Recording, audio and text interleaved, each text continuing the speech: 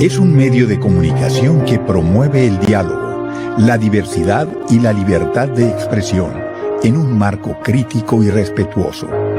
Los comentarios expresados en su programación reflejan la opinión de quienes la emiten y no de quien las difunde. Es para mí un gran gusto acompañarles en esta 12ª edición del Festival de Primavera.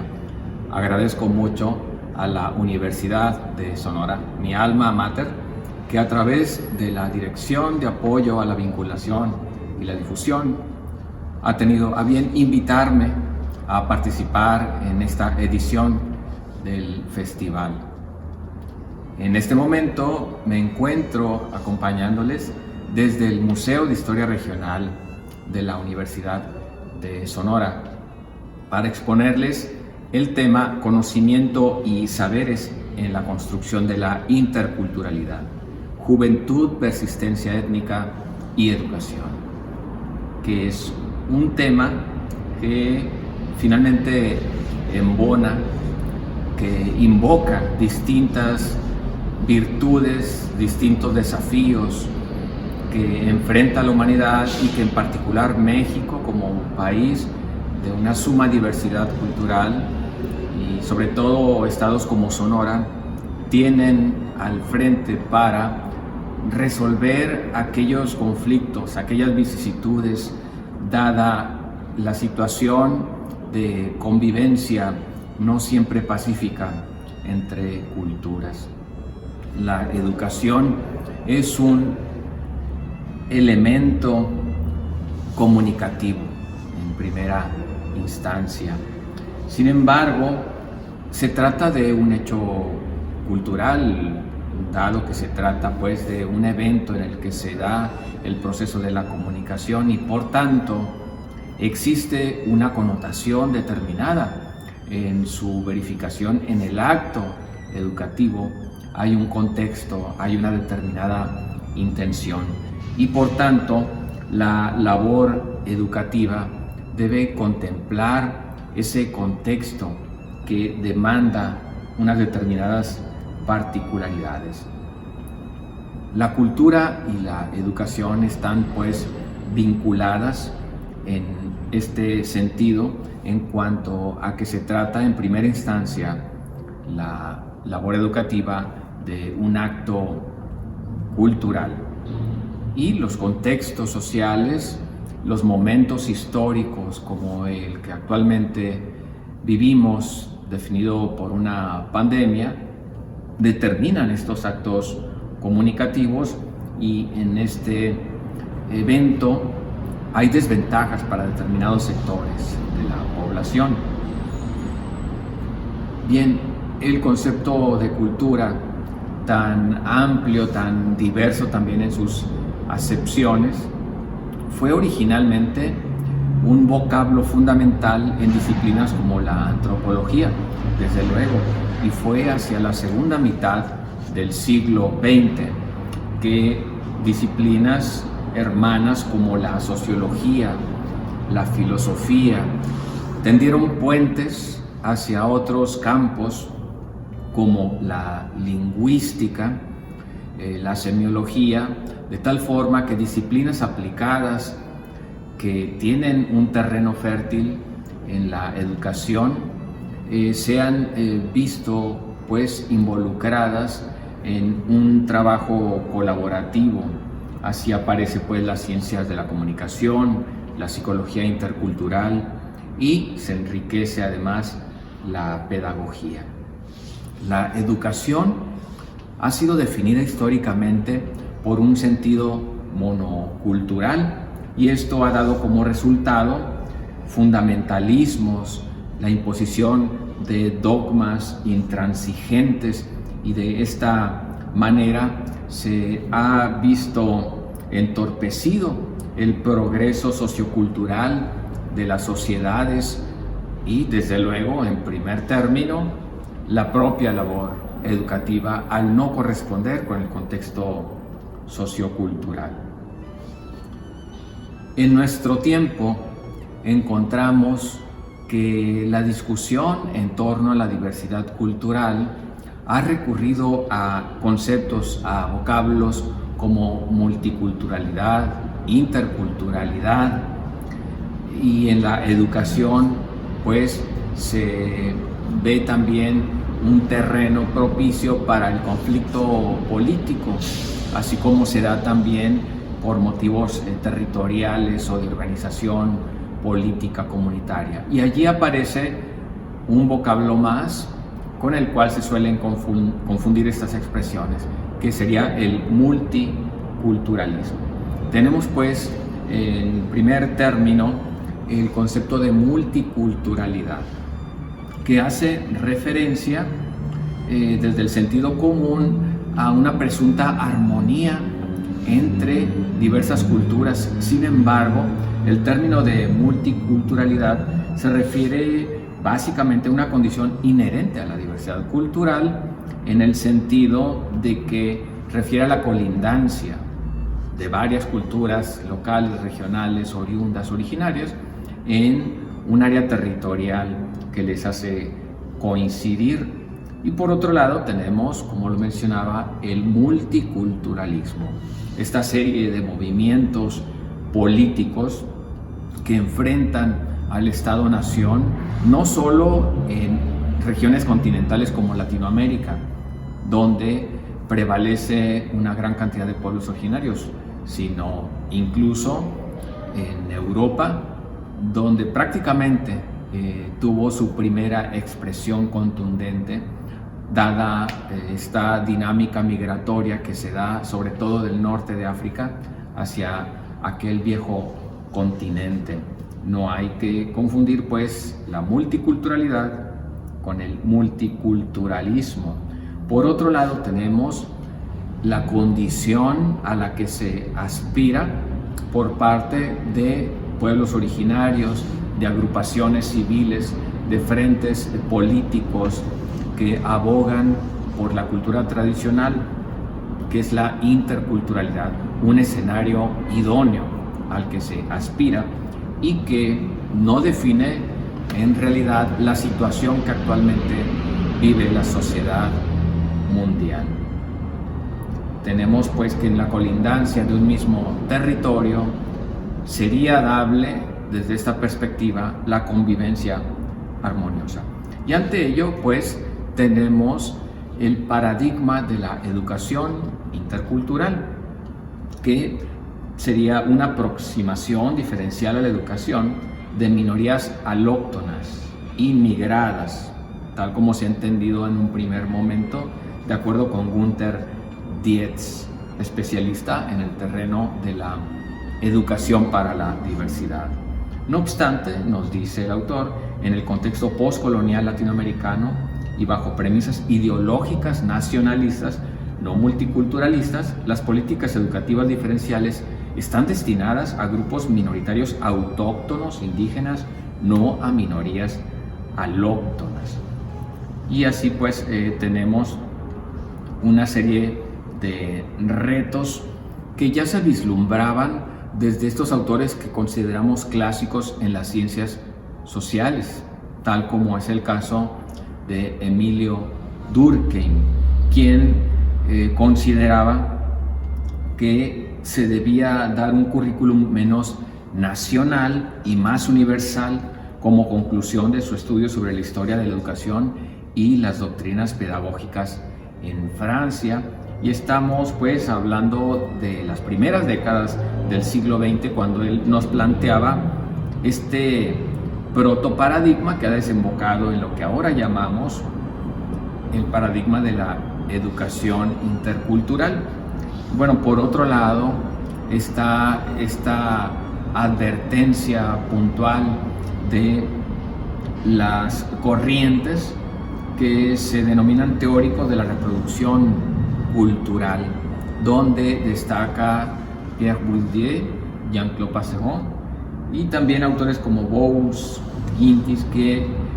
consideran pues que la institución escolar es un mecanismo de reproducción de las posiciones sociales de origen, y así desde este enfoque se busca establecer las relaciones entre saber escolar y desigualdad social y economía política. Desde una perspectiva que más que tener una preocupación por la diversidad cultural, la tiene por el control político a través del hecho educativo, de tal forma que estos paradigmas que tienen una visión crítica de la educación deberán adecuarse a las problemáticas socioculturales que enfrenta nuestra región. Y bueno, tenemos entonces que sería necesario aclarar los distintos sentidos de los conceptos que ya mencionaba, como intercultural, multicultural, pluricultural, transcultural o incluso educación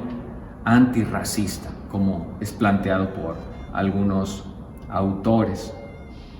Y así pues, en el contexto europeo existe plena claridad en cuanto a las diferencias, las distintas connotaciones en cuanto a lo intercultural y lo multicultural. Recapitulando, multicultural expresa simplemente una situación de hecho, la situación real de una sociedad con varios grupos culturales que mantienen la suficiente cohesión entre ellos de acuerdo con un cierto número de valores y normas, mientras que la interculturalidad afirma explícitamente la realidad del diálogo, la reciprocidad, la interdependencia y expresa más bien un deseo, un método de intervención por medio del cual la interacción entre las diferentes culturas sea una fuente de enriquecimiento mutuo. Por esta razón, el término de educación multicultural puede resultar confuso, y esto ocurre de hecho acá mismo en Sonora. El término de educación multicultural puede resultar confuso desde una conceptualización estática de las culturas que están en contacto y sin opción de diálogo e intercambio, de manera que podría comprender también una pedagogía de coexistencia forzosa, de rechazo o de ignorancia mutua, como ocurre en el medio rural o en las ciudades, que no se han abierto a la educación intercultural propiamente dicha. Si bien los términos que menciono, así como bilingüe, bicultural, también usuales, son de uso común a nivel regional, tanto en el argot oficial como en la oferta mercantil educativa, sus usos son inadecuados o erróneos. Se suele pensar que lo multicultural o lo bicultural consistiría en la impartición del inglés, sobre todo, es decir, un diseño curricular que contempla la enseñanza del inglés, así como actividades paraescolares que contextualizan ese idioma en las culturas con las que corresponde. Y también, por otra parte, se asume la educación intercultural como aquella correspondiente a la Dirección General de Educación Indígena, organismo que existe tanto en el nivel estatal o local como a nivel federal. Sin embargo, la modernidad supone no solo un carácter estéticamente vanguardista, una vida social efectivamente moderna y un sistema educativo basado en las verdaderas competencias para la convivencia implica el reconocimiento de la diversidad, porque tal es su auténtica situación en el mundo, sin excepción de regiones. Bien, para analizar la problemática que enfrentaría un modelo intercultural en educación en México y en Sonora, debemos recurrir necesariamente a los antecedentes históricos. Y así encontramos básicamente dos etapas que definieron la imposición del modelo colonial, que fueron en primer término la evangelización y posteriormente la castellanización propia del Estado-nación. Y bueno, tenemos el hecho de que la consigna de los franciscanos era muy clara en su estrategia y también era polémica en Europa, realizar la evangelización en la propia lengua de los pueblos originarios. Y así pues había otros alicientes que les hacía sentir una vocación afín hacia los pueblos originarios, que no era comprendida por las demás órdenes religiosas, o en distinta medida expresaban esa afinidad, que también expresaron los jesuitas en el noroeste de México, y que no siempre comprendieron la corona española o bien el Vaticano. Consideraban que había coincidencias teológicas entre las cosmogonías de los pueblos y el cristianismo,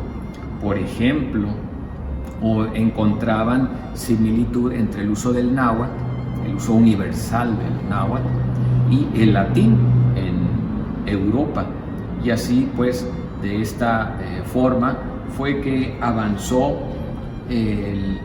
proceso de evangelización a partir del náhuatl, lengua utilizada de manera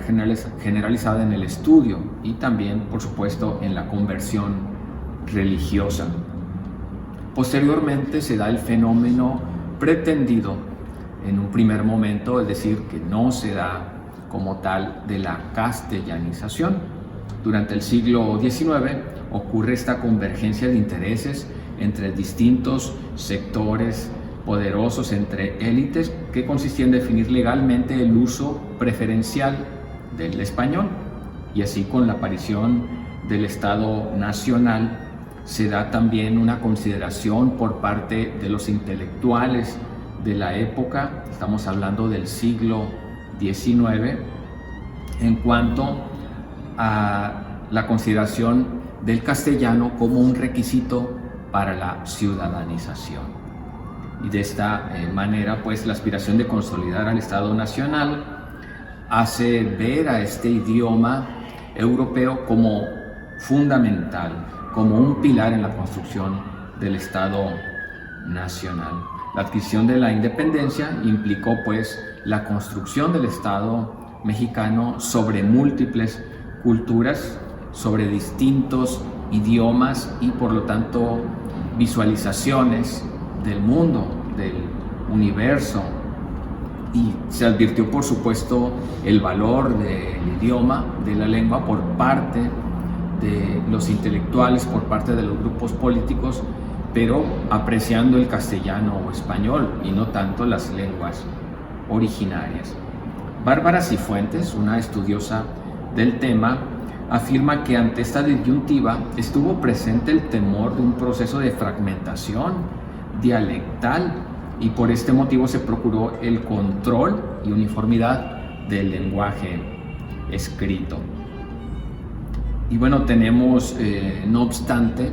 que ese deseo de los liberales, sobre todo de la época, que fueron quienes se empeñaron en la construcción del Estado Nacional, una situación que no correspondía realmente con lo que se contemplaba y deseaba, puesto que la expresión lingüística mostraba un retrato distinto, contradiciendo la típica asociación entre escuela monolingüe y pérdida de la lengua materna, que es lo que se suele pensar. Cifuentes señala que en los últimos años del siglo XIX, es decir, ya durante el Porfiriato, el 94% de la población era analfabeta, mientras que el 85% hablaba español sin haber asistido a algún centro educativo. Y en México la educación estatal ha tenido como postulado la castellanización de los pueblos originarios en esta procuración de una sociedad culturalmente homogénea y económicamente desarrollada, es decir, asumiendo que la castellanización implicaría también desarrollo económico. La etapa contemporánea se define con la aparición de la Secretaría de Educación Pública hacia 1921. Muy poco tiempo después de su creación apareció el Departamento Educativo y Cultura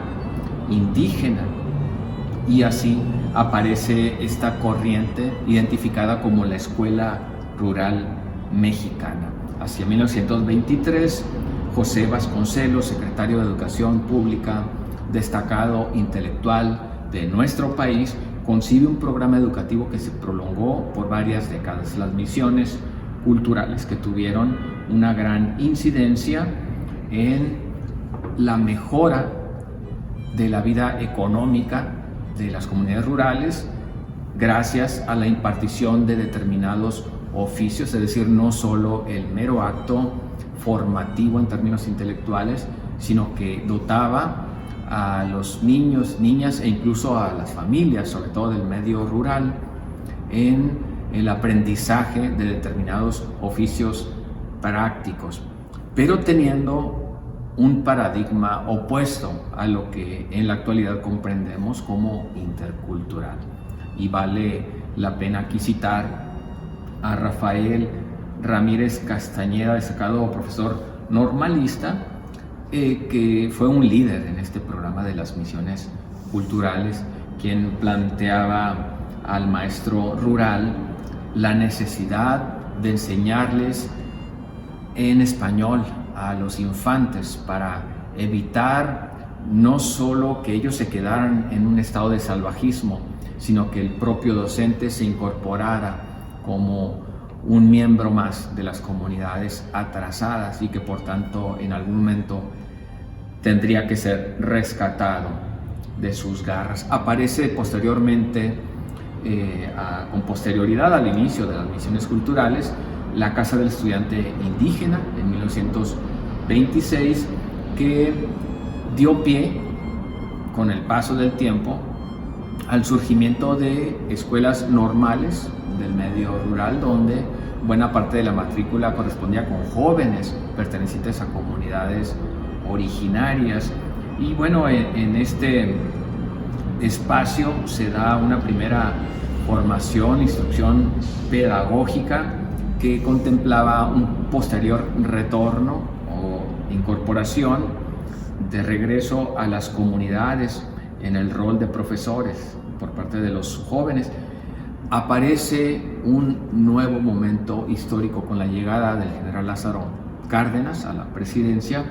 y así se dan varias acciones importantes en atención a los pueblos originarios de México, como la creación del Departamento Autónomo de Asuntos Indígenas, que logró una población estudiantil de 3,000 alumnos en 33 internados. Aparece la Escuela Nacional de Antropología e Historia, la Escuela de Medicina Rural en el Instituto Politécnico Nacional. Se impulsó la realización del Congreso Interamericano Indigenista, y de esta forma se crea el contexto para que posteriormente aparezca el Instituto Nacional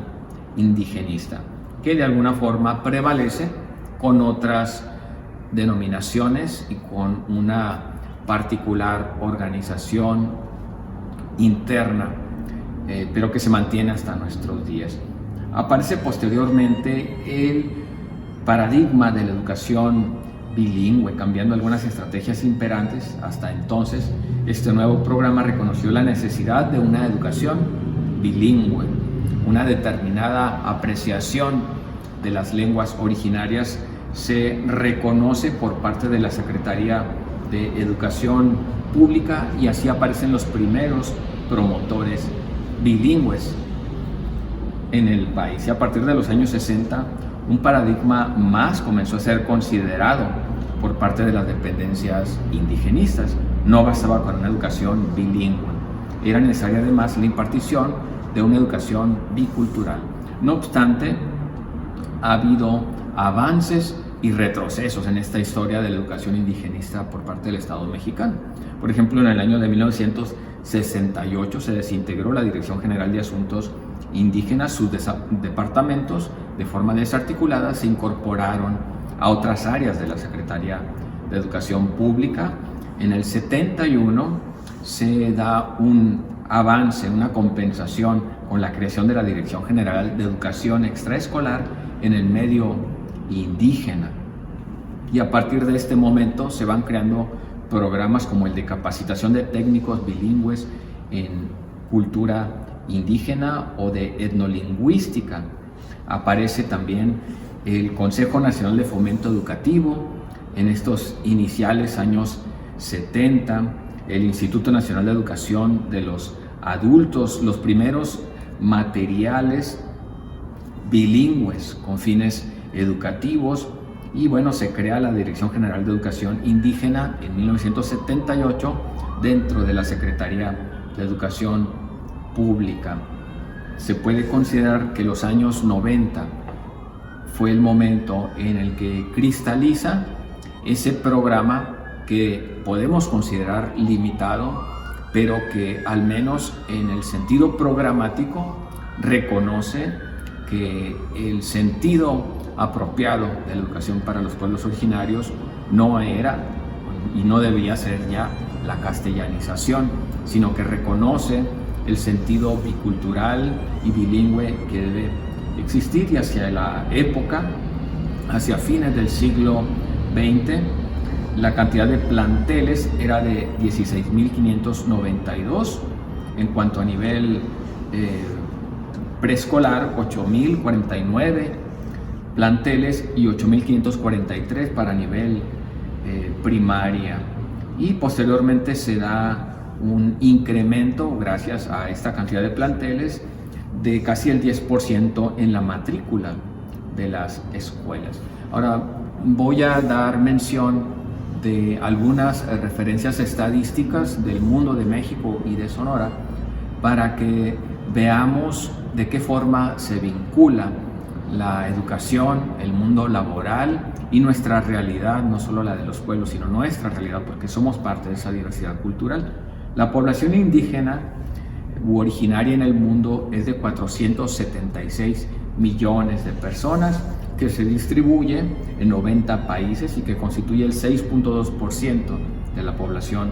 mundial. Ahora bien, en cuanto al trabajo, las personas trabajadoras indígenas sin escolaridad es de 47%, mientras que las personas trabajadoras no indígenas sin escolaridad es de 17%, lo que demarca una gran diferenciación entre la escolaridad de los pueblos originarios y la de aquellos sectores mestizos que, aun cuando sean trabajadores asalariados, población pobre, tiene una mayor escolaridad. La población de México, que es hablante de lengua indígena, teniendo 3 años o más, es de 6.913.000 personas, 362 hablantes de lengua indígena. Idiomas originarios, 69. Hablantes de otras lenguas de América, 837. Y también se registran hablantes de lengua insuficientemente especificada, que serían 150.588 personas.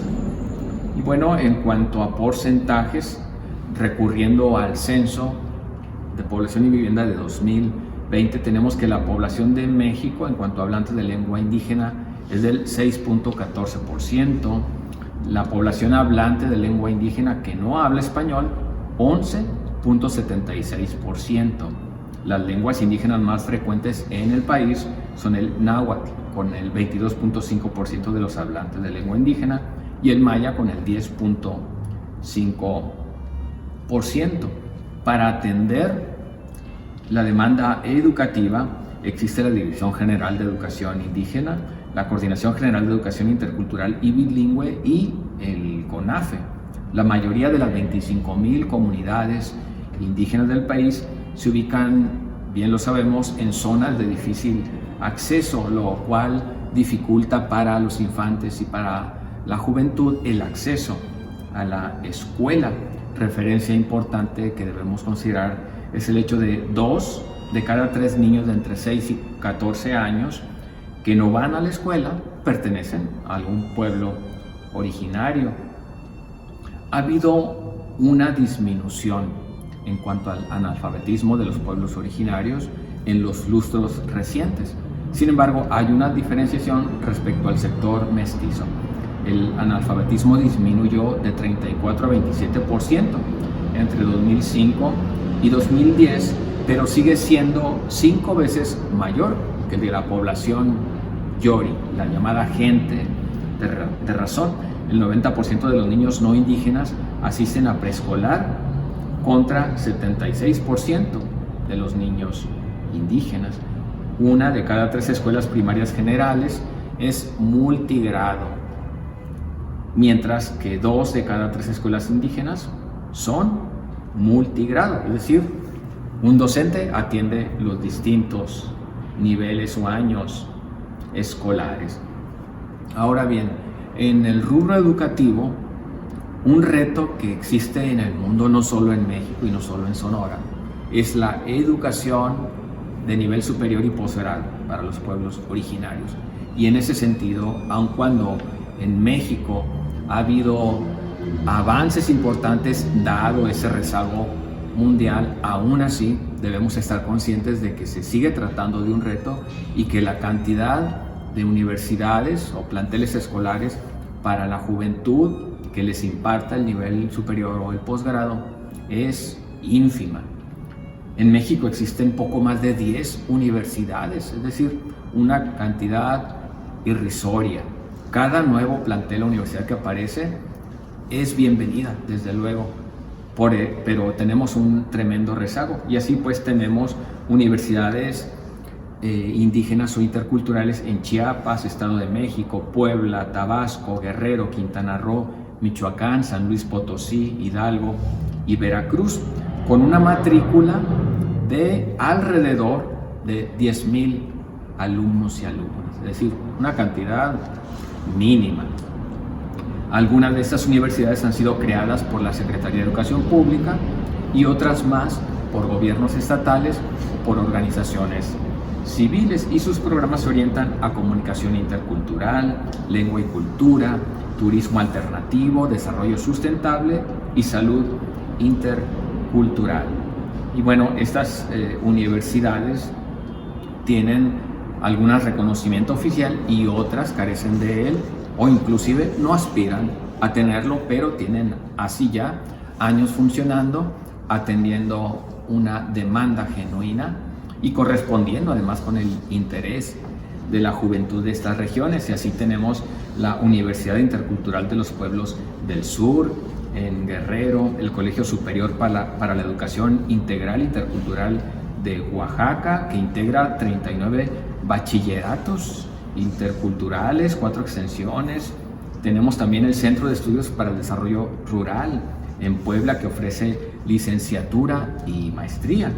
La Universidad Autónoma Indígena de México en Sinaloa, con más de 15 licenciaturas, 6 maestrías y 3 doctorados. En el caso de Sonora, ha estado pendiente este rubro referente a la educación superior destinada a la juventud de los pueblos originarios.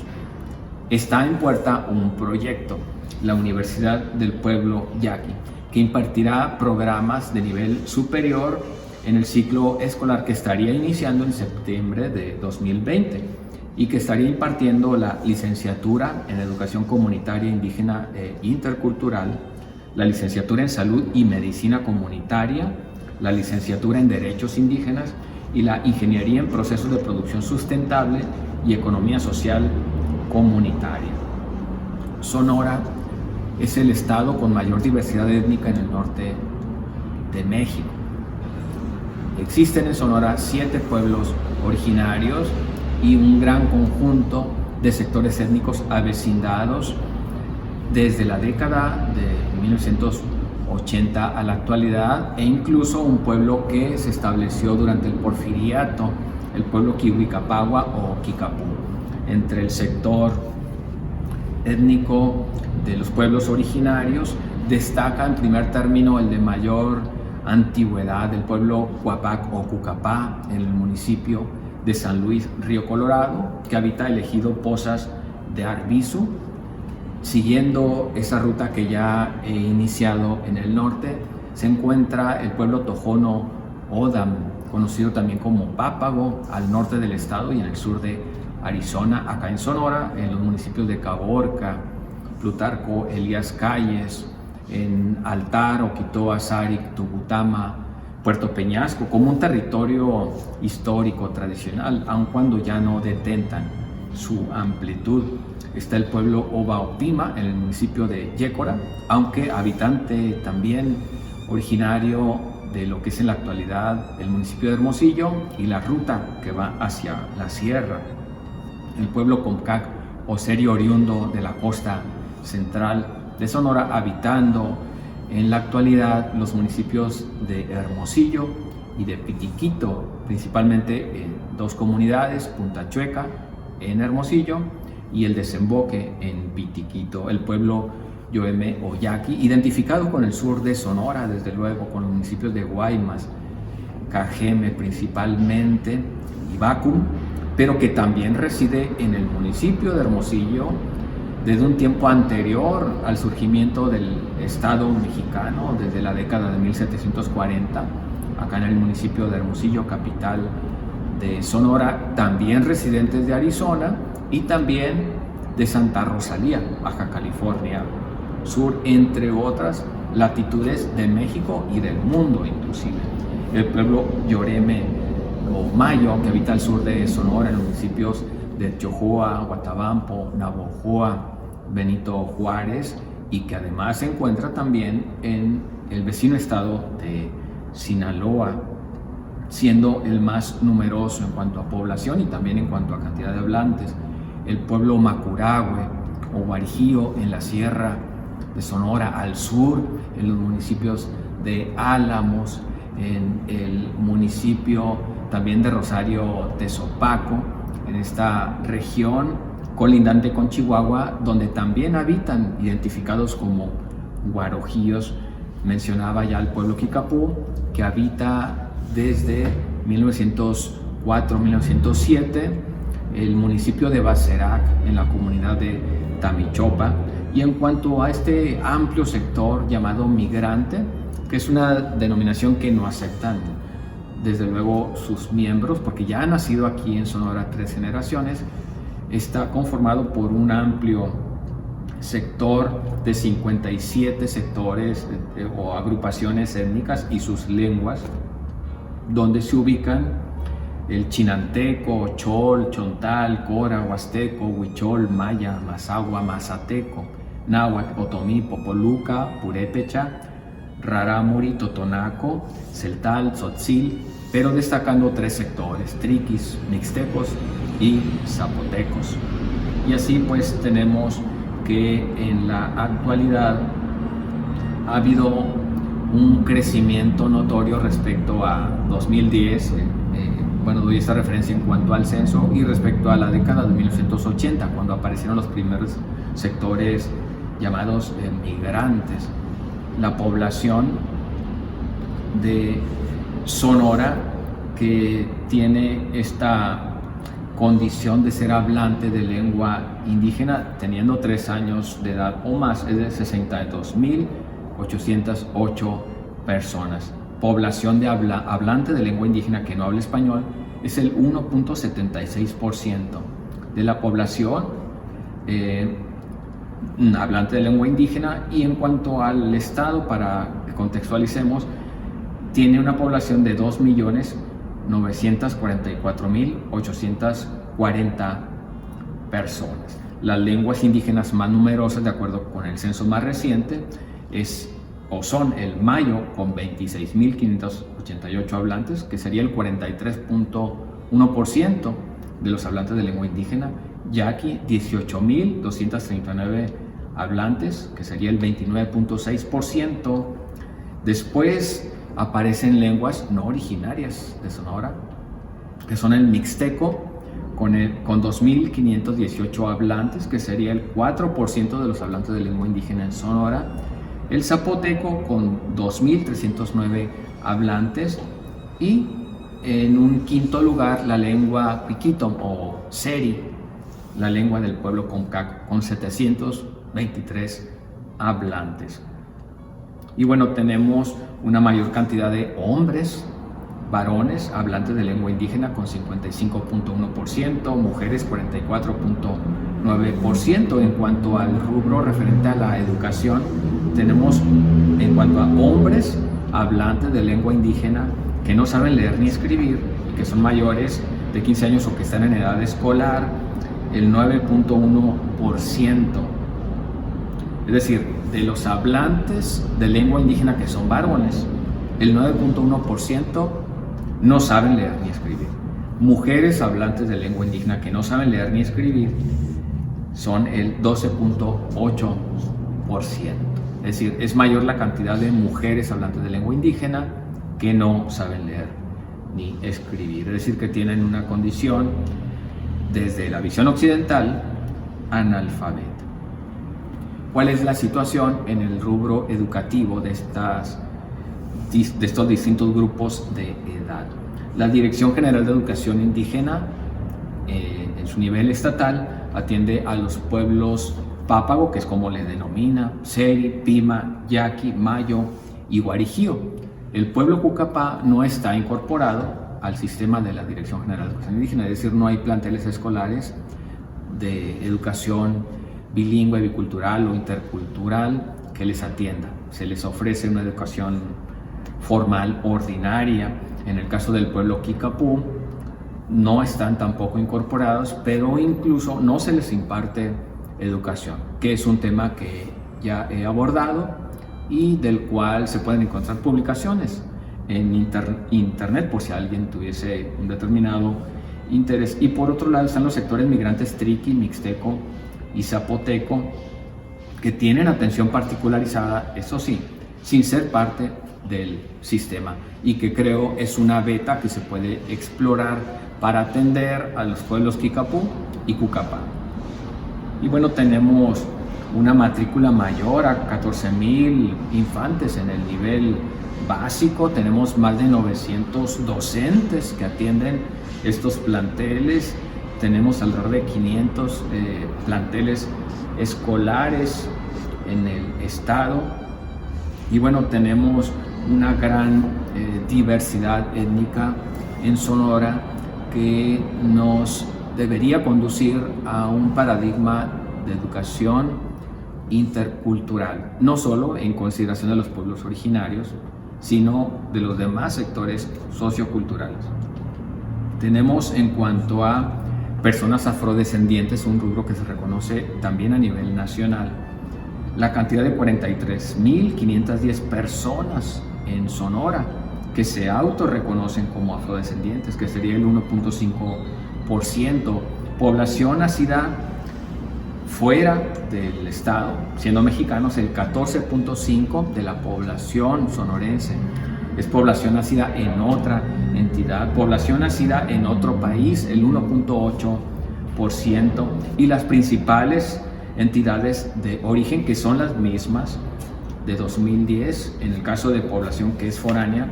están los estados de Sinaloa, Baja California, Chihuahua y otras entidades que aportan 206,969 personas. En el caso de Sinaloa, que es el estado que más aporta,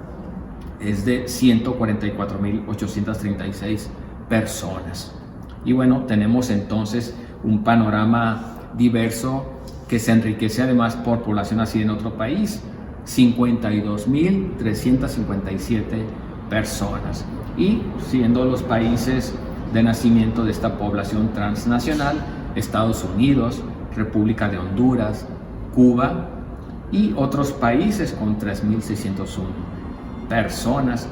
Y bueno, hay un cambio respecto al censo de 2010 o la situación que teníamos en 2010, porque en aquel momento los principales países que aportaban población sonora eran Estados Unidos, China, España, entre otros países. La religiosidad resulta muy importante si visualizamos la diversidad cultural, es decir, no solo la condición étnica, también la religiosidad puede dar variación y pluralidad a las sociedades. Y en el caso de Sonora tenemos un panorama muy diverso. El sector católico es del 76.5% de la población, pero también hay un sector protestante o cristiano evangélico que es el 11.2%. Además hay otras religiones con un porcentaje determinado. En cuanto a la fe judaica, también el credo islámico, personas que también hacen mención de raíces étnicas en su religiosidad, raíces afro, personas que se definen como espiritualista, también hay un determinado porcentaje. Por otro lado, personas sin adscripción religiosa, el 0.5% de la población, y personas sin religión, el 11.5% de la población sonorense. Tenemos entre estas personas y sectores poblacionales que tienen una determinada condición étnica o una determinada religiosidad, un enorme conjunto de conocimientos y saberes. Cuando hablamos de conocimientos, hacemos referencia a lo que fueron ciertamente saberes que constituían el aprendizaje milenario de los pueblos que habitaron y habitan muchos de ellos aún las distintas regiones continentales y que en algún momento se sistematizaron como conocimientos propios de impartición escolar, pero que prevalecen estos saberes en determinados sectores poblacionales, y de esta manera tenemos que se conjugan en el tiempo presente los saberes ancestrales y los conocimientos que la ciencia y la escuela formal procuran llevar a las comunidades, o bien que están obligadas, impelidas a impartirles a los infantes, a la juventud de los pueblos originarios, pero se trata de un camino por construir. Tenemos el gran reto de reconocer la vastedad de conocimientos y saberes contenidos en cada uno de los idiomas ancestrales de Sonora, para valorarnos no solo en cuanto a los hablantes, que son finalmente personas portadoras y merecedoras de derechos humanos, sino para apreciarnos a nosotros mismos, a nosotras mismas, en nuestra diversidad. Bien, agradezco su atención, espero haber aportado algún determinado punto de vista o información que resulte de interés, no solo en términos intelectuales, sino como ciudadanos, como habitantes de este mundo diverso. Muchas gracias.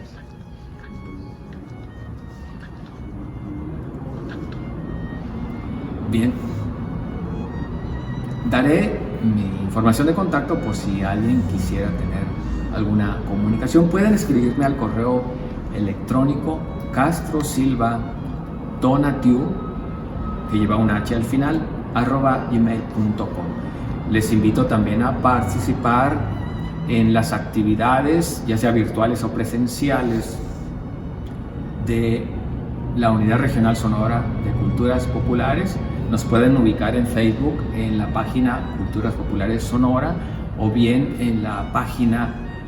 de la Dirección General de Culturas Populares, Indígenas y Urbanas de la Secretaría de Cultura, para mantenernos en vinculación y juntos trabajar en pos del reconocimiento de la diversidad cultural. Agradezco de nueva cuenta la invitación que he recibido gustosamente por parte de la Universidad de Sonora para participar en este 12º Festival de Primavera. Ha sido un placer y un honor.